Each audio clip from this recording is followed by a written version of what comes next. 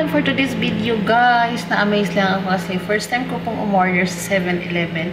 Matagal ko na pong alam na may 7-Eleven dito. Pero hindi ko alam na pwede pala magbayad ng GCash. So, ayun. Nag-order ako at ito na nga ang aking order. Panoorin natin, mga loves. So, ito na nga, na-i-deliver na nga ang ating pinamili at umabot po siya na 69.15. Dala na po yung tax at ito na nga 7-Eleven. So, sobrang excited ko kanina mga loves. Ayan, pinunit ko na lang po yung plastic. So, ngayon, papakita ko po kung ano yung binili ko. Ito lang naman. Ayan, ang ating super cute bihon. Bumili po ako ng dalawa. Ayan. Tapos, syempre, hindi mawawala ang ating Silver Swan soya sauce. Ayan. Partner yan dyan. At, bumili nila ako ng Ajinomoto. Maliit lang siya. 150 grams.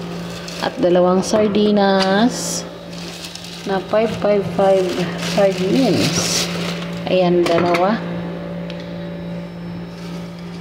Tsaka, bumili na rin ako ng UFC banana ketchup. Kasi yung mga ketchup nila dito sa bahay na ginagamit is tomato ketchup. So, ayan.